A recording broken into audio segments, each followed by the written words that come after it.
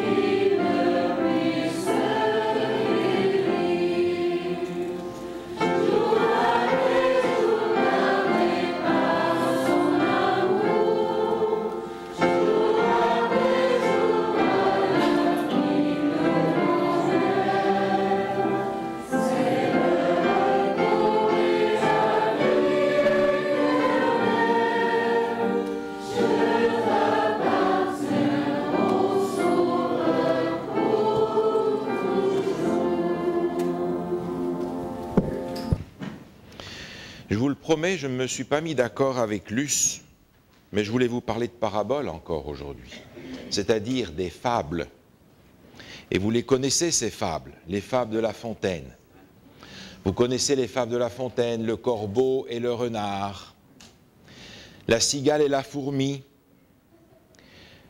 le chêne et le roseau, etc., etc.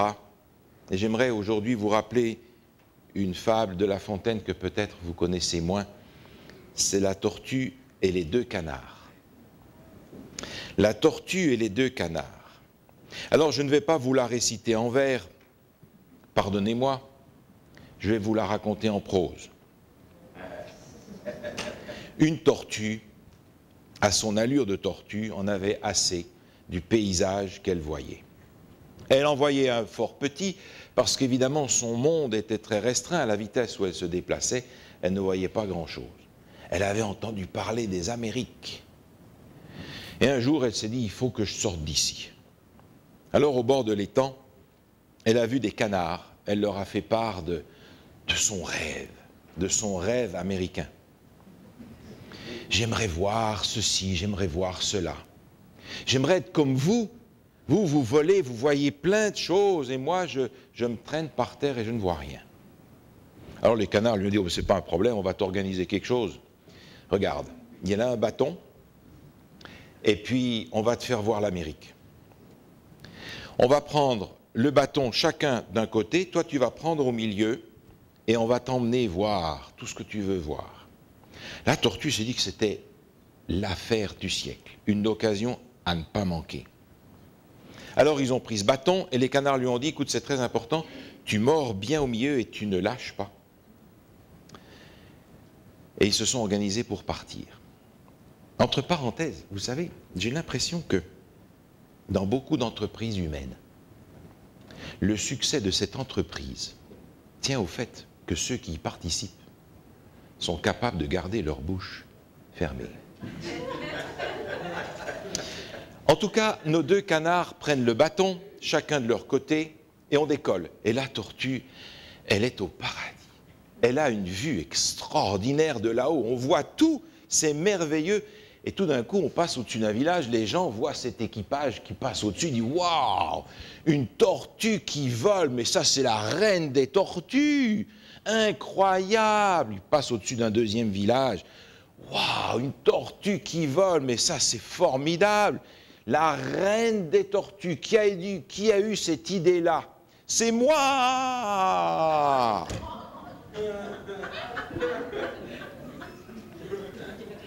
L'orgueil.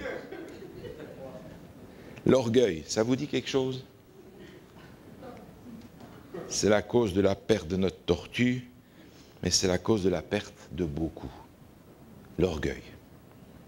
C'est aussi la cause de beaucoup de problèmes dans la vie. Dans la vie et aussi dans l'Église, n'est-ce pas? L'orgueil. Je pense à ce texte dans les Écritures où on est invité justement à s'écarter de ce problème-là.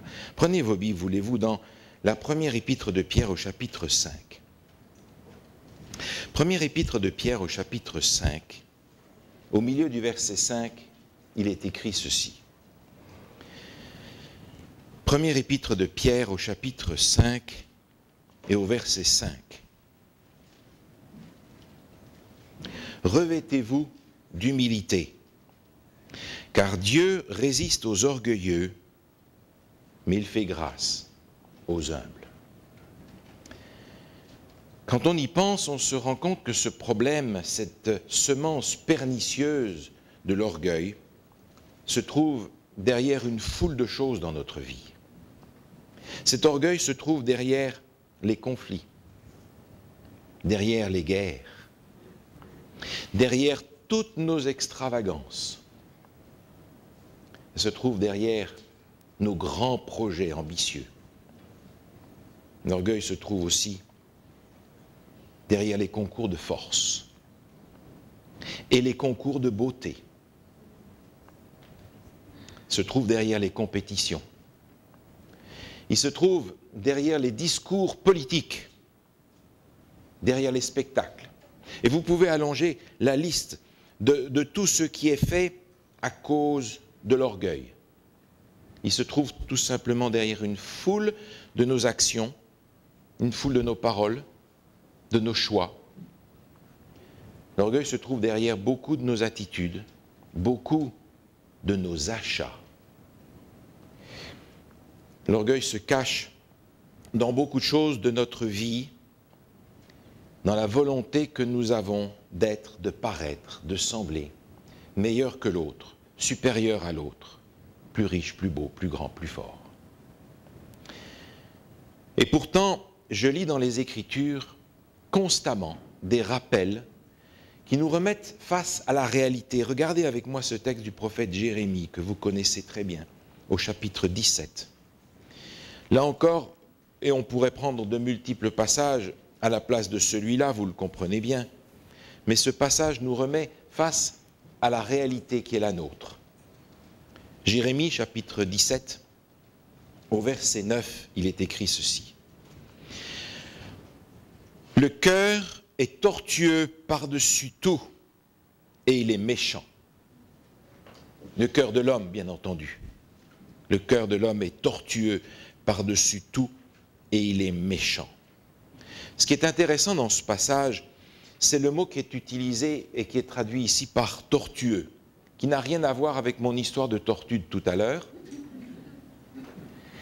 mais qui dans le texte ici est la traduction du mot Jacob, avec lequel on a fait le nom Jacob, et qui était justement le nom de cet homme tortueux, pervers, magouilleur, et qui voulait, par ses combines, être meilleur que les autres.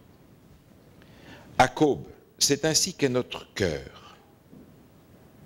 Et vous savez, il n'est pas nécessaire d'avoir des diplômes grands comme ça, ou d'avoir un compte en banque extraordinaire, ou une maison fabuleuse, pour être saisi par cet orgueil de vouloir être plus grand, plus beau, plus fort. Il suffit parfois de n'avoir rien. Et ceux qui n'ont rien et qui ne savent rien sont souvent tentés, comme les autres, de se faire passer pour quelqu'un qui sait quelque chose alors qu'ils ne savent rien.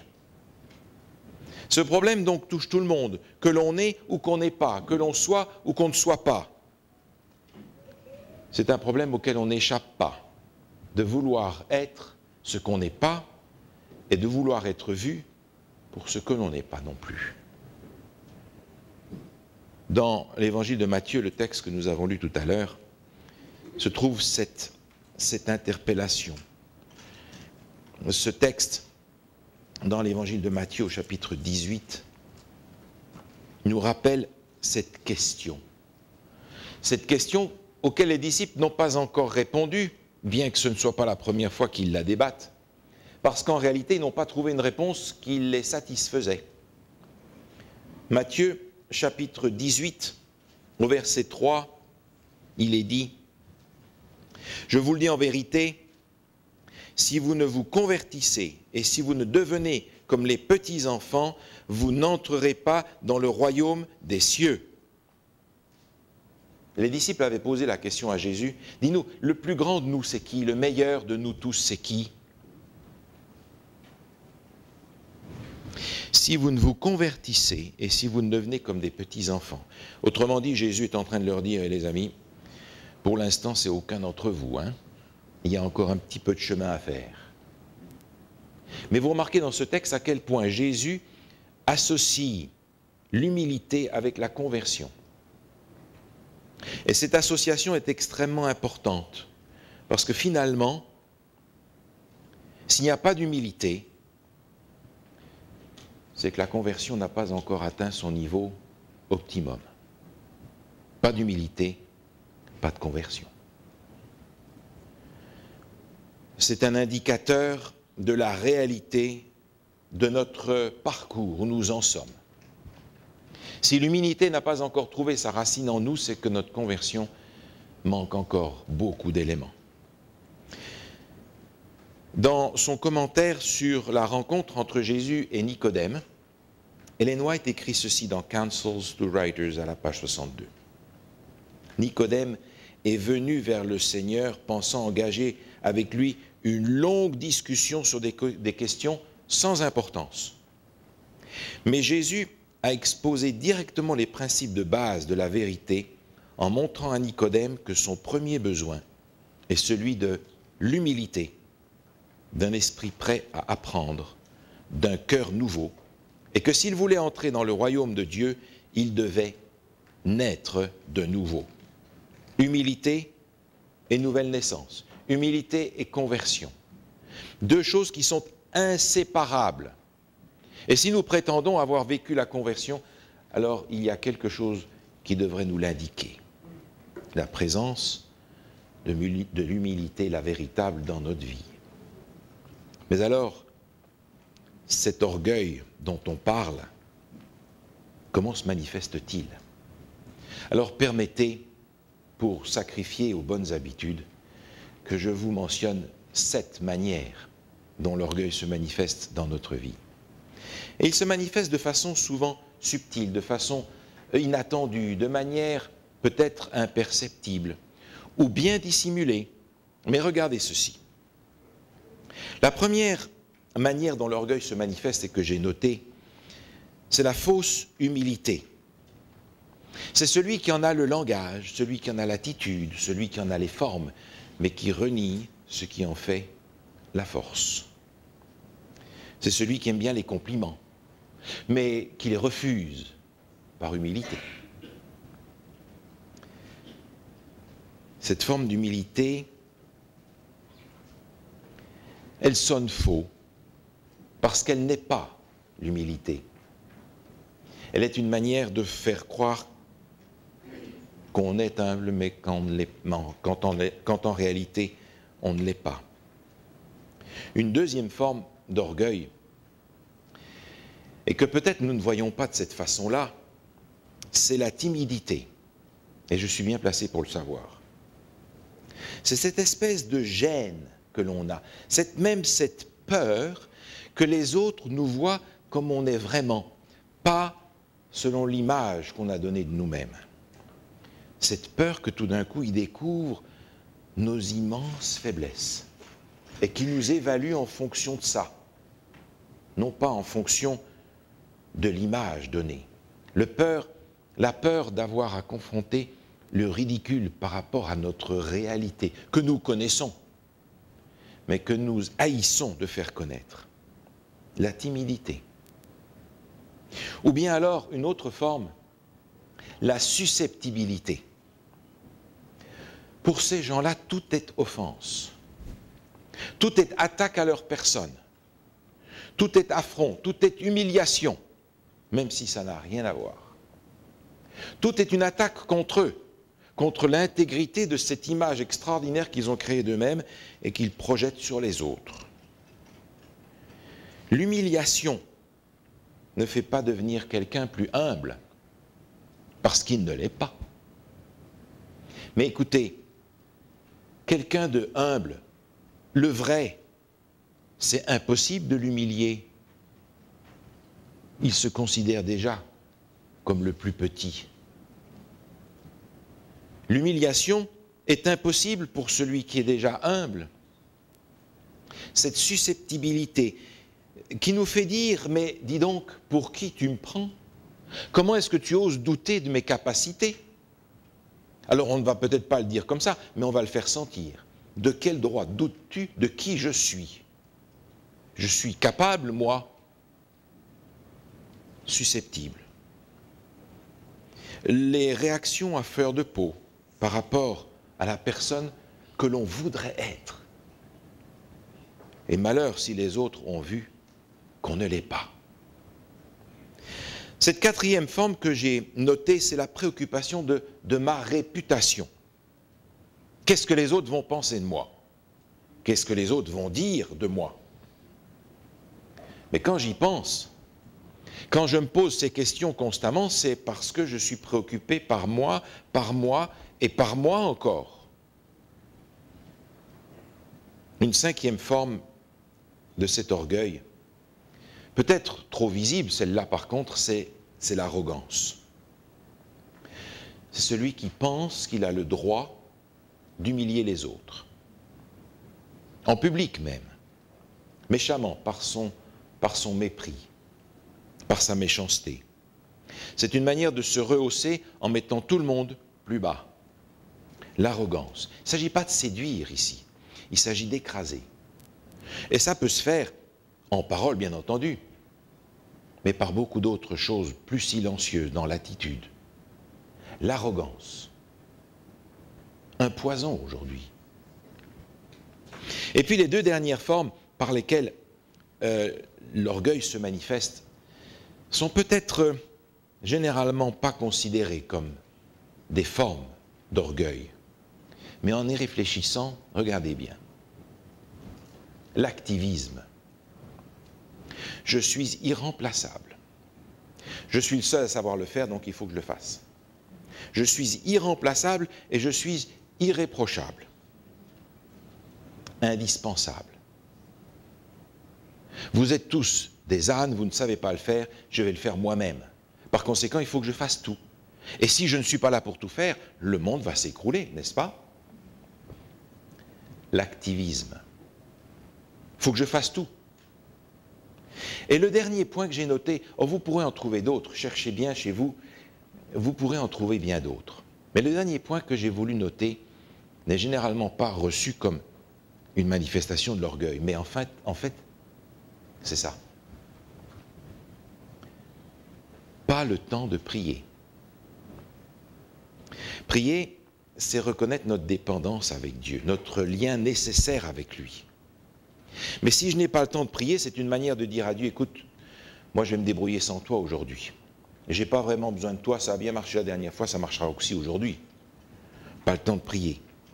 C'est une forme de l'orgueil qui dit, je n'ai pas vraiment besoin de Dieu, j'irai le chercher le jour où ça n'ira plus.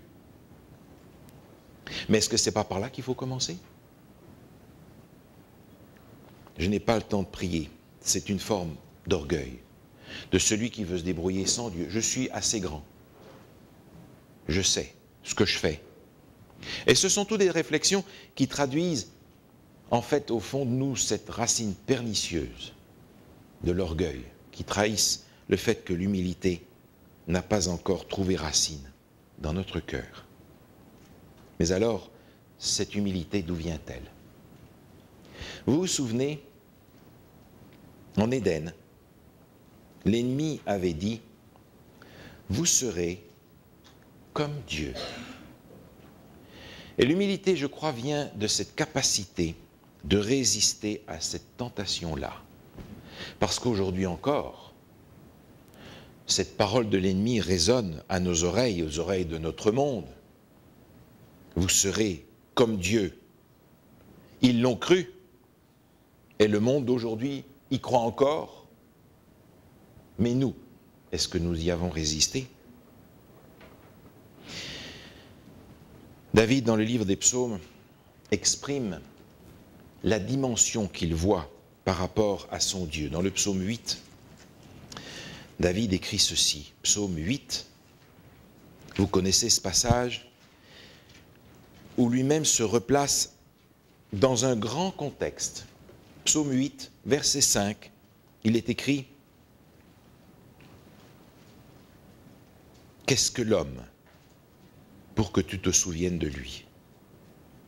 Et le Fils de l'homme pour que tu prennes garde à lui. » Mais il arrive à cette constatation, après avoir levé les yeux, verset 4, le verset juste avant, où il dit « Quand je contemple les cieux, ouvrage de tes mains, la lune et les étoiles que tu as créées », autrement dit, quand je lève les yeux vers ta création, vers l'univers, je me sens tellement petit. Et cet univers que le psalmiste regarde, il est infini dans toutes les dimensions, dans le temps et dans l'espace. Et cet univers que Dieu a créé, si infini qu'il puisse être, est encore trop petit pour contenir ce Dieu-là. Alors, à côté de ça, j'ai l'air de quoi? J'ai l'air de quoi, moi, de rien?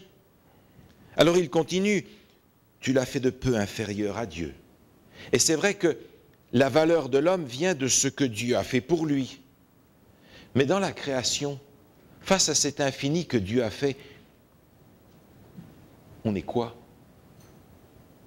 On reprend à ce moment-là notre vraie dimension. Parce qu'effectivement, si on se prend pour Dieu, on regarde Dieu droit dans les yeux et on lui demande des comptes et on lui dit pourquoi et comment. Mais si on se rend compte que Dieu est Dieu et que nous ne sommes que des créatures dont la vie pend à un fil, lorsqu'on remet les dimensions exactes dans notre monde et dans notre univers, alors les choses deviennent plus claires. Jésus l'avait bien dit dans l'évangile de Jean, au chapitre 15 et au verset 5, se trouve cette phrase que vous connaissez bien.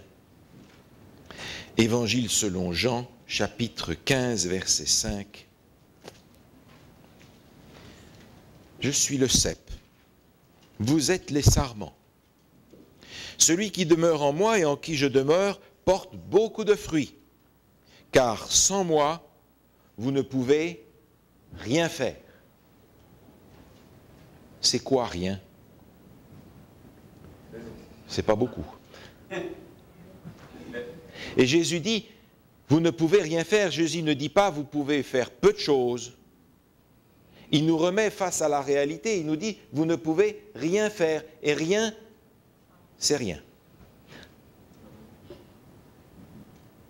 Mais si je le réalise véritablement, à ce moment-là, je me dis mais en fait, si je ne peux rien faire, c'est que je ne suis rien. Mon temps, ma vie, ce que je dis que j'ai, ma capacité de penser,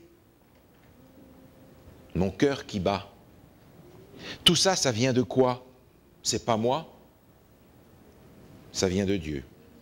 Et alors je réalise tout d'un coup que tout est grâce. Tout est grâce. Tout est grâce. Rien ne m'est dû. Et vous savez, quand quelque chose ne va pas dans notre vie, vous avez remarqué comment nous réagissons? Nous nous présentons à Dieu et on lui dit, mais alors qu'est-ce qui se passe? Qu'est-ce que j'ai fait pour que ça n'aille plus? Et on s'attend à ce que le Seigneur résolve le problème comme un droit. Tout d'un coup, on s'étonne de ce que ça n'aille plus aussi bien qu'avant. Qu'est-ce qui se passe? Et on ne considère pas que toutes les bénédictions dont nous avons joui jusque-là ne nous sont pas dues, elles étaient grâce entièrement.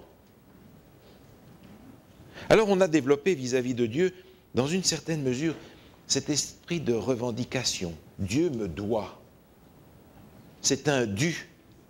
C'est un dû dans ma vie que ça aille bien.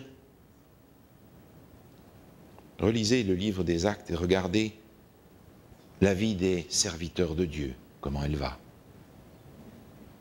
L'humilité ne considère pas que Dieu me doit quelque chose. Tout est grâce. Je n'ai droit à rien. Et ce que j'ai, c'est un don gratuit, une grâce qui m'est offerte. C'est l'amour de Dieu qui me le donne. Alors je peux considérer dans les choses d'une autre manière et me dire, mais enfin, si les choses vont mal maintenant, quelle grâce j'ai eue que ça aille bien jusque-là. Quelle bénédiction que le Seigneur a répandue sur moi en abondance pour que je bénéficie jusque-là de ces grâces qui ne m'étaient pas dues. Il n'avait aucune obligation de me les donner. Je ne les méritais même pas. L'apôtre Paul va essayer de remettre les chrétiens de son temps à leur juste place. Et on va prendre ce texte où il essaye de montrer qui nous sommes et ce que nous devons être. Dans la deuxième épître aux Corinthiens au chapitre 4. Deuxième épître aux Corinthiens au chapitre 4. L'apôtre Paul va ici parler de la connaissance de la gloire de Dieu en Jésus-Christ, de la proclamation de l'Évangile, du témoignage de Jésus-Christ. Et il va dire au verset 7, 2 Corinthiens chapitre 4 verset 7, « Nous portons ce trésor dans des vases de terre, afin que cette grande puissance soit attribuée à Dieu et non pas à nous. » Nous portons un trésor, la connaissance de Jésus-Christ et du plan du salut. Mais l'apôtre Paul dit, nous portons ça dans un vase de terre. Laissez-moi ça traduire en français courant. Nous portons un joyau dans une vilaine boîte. Une très vilaine boîte. Et c'est fait exprès. C'est fait exprès de façon à ce que ceux qui regardent ne soient pas attirés par la boîte, mais par le joyau, par le trésor qu'elle contient. Alors, nous aimerions enjoliver la boîte. Et on aimerait de temps en temps qu'on admire la boîte. Mais l'apôtre Paul nous dit, nous sommes des vases de terre. Et il a raison, parce que c'est de là que nous venons et c'est là que nous allons. Ce n'est pas la boîte qu'il faut regarder. C'est ce qu'elle contient. Et aujourd'hui, dans le monde où nous sommes, ce que nous voudrions, c'est que le monde autour de nous contemple, admire le Christ en nous. ce que la boîte, ce que la vilaine boîte contient. Si vous êtes dans le désert et que vous avez soif, vous sortez votre gourde, qu'est-ce qui est important? La gourde ou l'eau qu'il y a dedans? Et tout d'un coup, cet élément si simple que l'eau va devenir véritablement pour vous un trésor, parce que ça sera la différence entre la vie et la mort. Mais si votre bouteille, si votre gourde est plaquée en or, incrustée de diamants, avec des filaments d'argent, et qu'elle est vide, vous l'achetez cette gourde. Elle ne vaut rien pour personne, parce que c'est l'eau qui est dedans dont vous avez besoin. Alors le Seigneur a fait les choses dans le bon sens. La boîte, la vilaine boîte, c'est vous et moi. Et le joyau, c'est ce que nous portons. Et pensez-y, combien de fois avons-nous voulu attirer l'attention sur la belle boîte que nous sommes, sur la gentille boîte que nous sommes, sur la généreuse boîte que nous sommes, sur la courageuse boîte que nous sommes, etc., au lieu de montrer ce joyau au monde. Alors j'aimerais vous poser la question, comment est-ce que vous vous sentez? Est-ce que vous vous sentez frustré de n'être qu'une vilaine boîte qui est destinée uniquement à mettre en évidence quelqu'un d'autre, Jésus? Est-ce que vous êtes frustré de n'être rien pour que Jésus paraisse? Est-ce que vous êtes frustré qu'on vous dise vous êtes une vilaine boîte et personne ne va te regarder parce que tu es sans intérêt? Parce que cette boîte, si elle ne porte pas le joyau, on la jette. Comment est-ce que vous vous sentez quand on nous dit tu n'es qu'une vilaine boîte? L'essentiel, c'est le joyau que tu portes, si tu le portes. Pas de service sans humilité. Pas de service sans humilité. L'apôtre Paul va utiliser un langage fort dans ses épîtres pour nous faire comprendre cette réalité, c'est-à-dire pour nous remettre devant le miroir. Regardez dans la première épître aux Corinthiens, cette fois-ci au chapitre 4. Première épître de Paul aux Corinthiens au chapitre 4, il va là employer une expression qu'il n'emploie nulle part ailleurs dans ses écrits. Et on va lire à partir du verset 11. Première épître de Paul, chapitre 4, verset 11. Jusqu'à cette heure, nous souffrons la faim, la soif, la nudité, nous sommes maltraités, errants çà et là. Nous nous fatiguons à travailler de nos propres mains. Injuriés, nous bénissons. Persécutés, nous supportons. Calomniés, nous parlons avec bonté. Nous sommes devenus comme les balayures du monde, le rebut de tous, jusqu'à maintenant.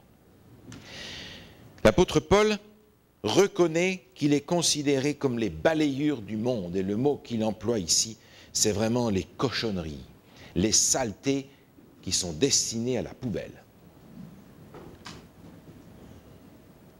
C'est ainsi qu'il se voit, le rebut de tous. Une manière de remettre le miroir devant nous pour prendre conscience de la réalité, pas des images que l'on a voulu faire de nous-mêmes. La cochonnerie à mettre à la poubelle, c'est le terme qu'il emploie finalement. Et vous savez, quand j'y pense, c'est comme cela que l'Évangile a commencé.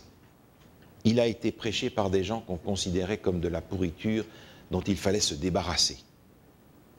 Et je comprends, en lisant la parole de Dieu, que l'Évangile terminera sa tâche de cette façon-là, par des gens que l'on considérera comme de la pourriture et qu'il faudra déblayer. Les gêneurs, les porteurs de ce message que l'on ne veut pas entendre. Alors, je pense à la fin des temps et je pense aux vrais croyants. Et nous pensons être, nous aussi, à la fin des temps. Ces croyants de la fin des temps qui veulent être des porteurs de Jésus-Christ et de ce trésor inestimable qu'est le salut en Jésus-Christ, mais qui parfois considèrent que la boîte est plus importante que le trésor qui est dedans, mais qui à d'autres moments sont regardés du dehors comme étant de la pourriture dont il faut se débarrasser à la poubelle. Alors, je m'intéresse à savoir ce reste-là à la fin des temps. qui sera porteur de ce trésor extraordinaire. Qu'est-ce que la Bible en dit? Alors regardez avec moi ce texte dans le livre de Sophonie. Sophonie à la fin de votre Ancien Testament, au chapitre 2. Sophonie, chapitre 2. Et j'aimerais que nous lisions le verset 3. Sophonie, chapitre 2. Quelques pages seulement vers la fin de votre Ancien Testament, un petit livre. Au chapitre 2, au verset 3, Sophonie écrit ceci.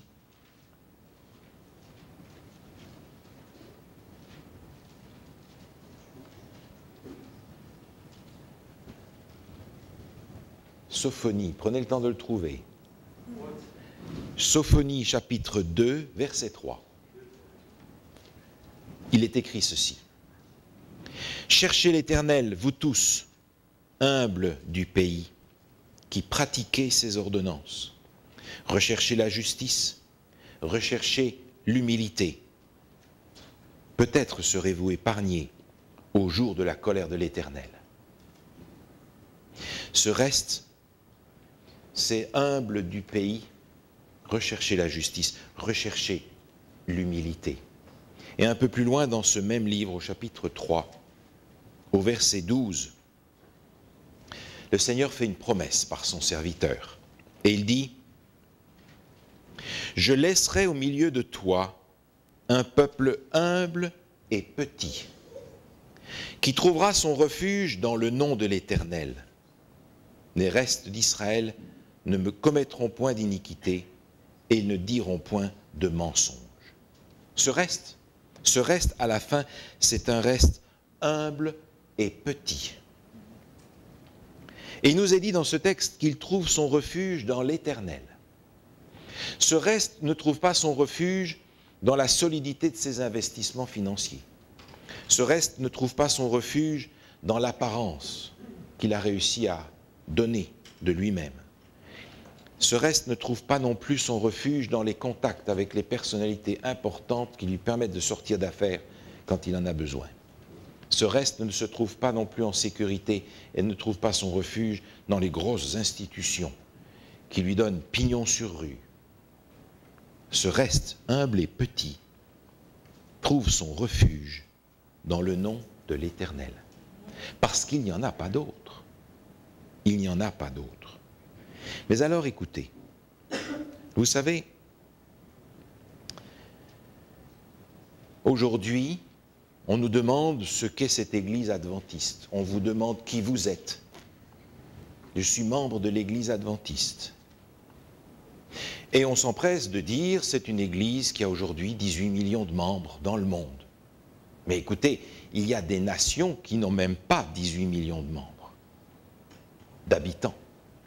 Et encore, si on compte les enfants, les jeunes, les visiteurs, les amis qui ne sont pas baptisés, c'est un peuple d'environ 25 millions de gens.